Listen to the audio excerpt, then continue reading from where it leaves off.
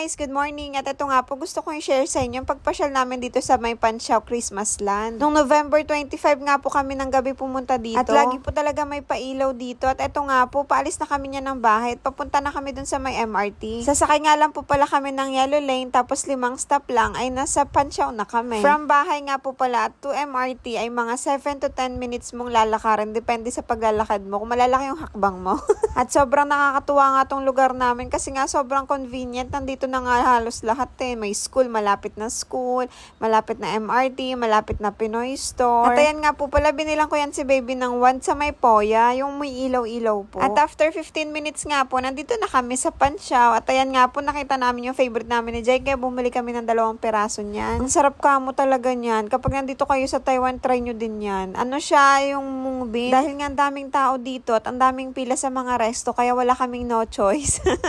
Bumili na lang kami dito sa may sushi. Ayun nga palang in-order ko sushi, tas meron din silang kanin na may tempura, tas ayun bumili lang kami sa Family Mart ng drinks at saka ice cream, tapos cup noodles. Para dito na kami kakain sa Family Mart kasi wala na nga ibang upuan dun sa may food court. Konti lang kasi yung upuan dito sa may Global Mall, yung pang food court na style na upuan. Tas ayun nga, after namin kumain, dumiretso na kami dito sa may Pansyao na Christmas Land. Dali nga sa Global Mall, mga 5 minutes lang naman nilakad. Ay nandito na kayo sa Christmas Land at kitang-kita nyo talagang ganda-ganda dito, nakaka-enjoy.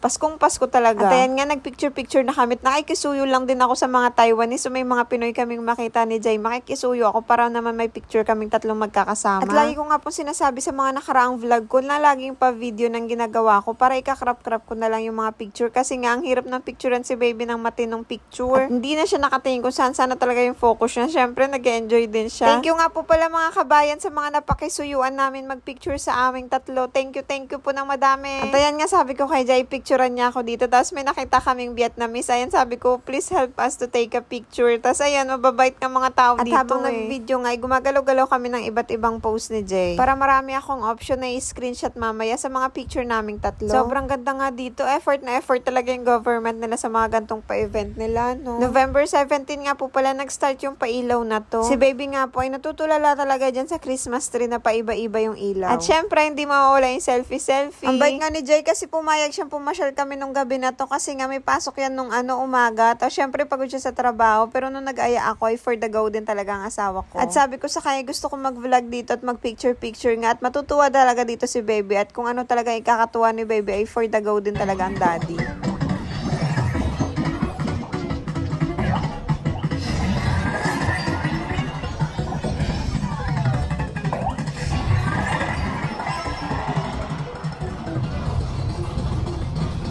Mukha lang hindi masaya si baby. Naku, tuwang-tuwa talaga yung puro wow ang sinasabi. At ayan nga, paakit na kami dun sa may overpass kasi nga ang daming pa Christmas light na diretso yan. Dito nga po pala sa part na to ay kailangan sa gilid lang kayo. Huwag kayo sa gitna kasi nga, ayan na may nagbabantay dyan. Sabihin nila, nagigilid lang kayo, dapat magpicture. Kung mapapanood man po to ng mga kabayan namin na 2 magpartner po, ay thank you po sa pagpicture at pagvideo sa amin ditong pamilya. Thank you po ng marami. At kung nakaabot ka na po sa part ng video na to, ay comment down below kung may mga picture din kayo sa Pansyao. Mabuti nga talaga yung makapalang mukha kung makisuyo sa mga tao na magpicture sa amin. Kasi 'di ba, maganda din tignan na 3 kami magkakasama sa picture at video. Kaya kapag papasyal po talaga, kailangan may baong kapal na mukha para magpa-picture. Ito nga po pala mababait, magaganda nating kabayan. Thank you po sa pagpicture at pag-video sa amin. Sila nga po pala yung walang sawang magpicture sa amin dun sa may pailaw na to. Kaya thank you po ng marami. At ayan nga po, may nakita pa si baby. Ang hilig talaga niyan sa bata. Napaka-friendly ni baby. At after nga po namin magpicture-picture dun sa may taas, ay bumaba na rin kami para makapag-picture dito sa may star at sa may pinakabungad. Kasi nga, sa likod kami nagsimula kanina. Akala ko nga, hindi na kami makakapag-picture yung 3 dito. Mabuti may dumaan at nakisuyo lang ako. At si baby nagmumuryot na rin dito. Tapos ito nga po pala sa pinakabungad ay may pa-butterfly. Tapos yung pa-arc.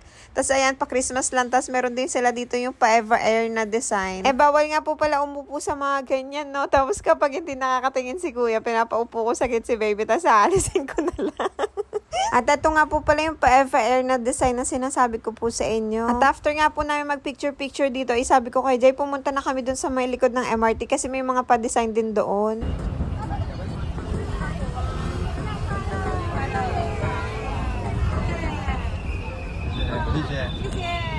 At At may namibigay nga po palang candy na bigyan si baby. Tapos nga po, panay lakad kami dito. Kaya wag kayong mag-boots katulad ko. Kasi ako nag-boots ako para matakad akong tingnan sa picture. For the taste lang talaga ako niya. Pero sakit na ng paa ko. At eto nga po pala yung ibang pailaw dito. May pa-rides din sila. Hanggang dito na lang. Salamat sa panonood. Please don't forget to like and follow our Facebook page po. Bye-bye!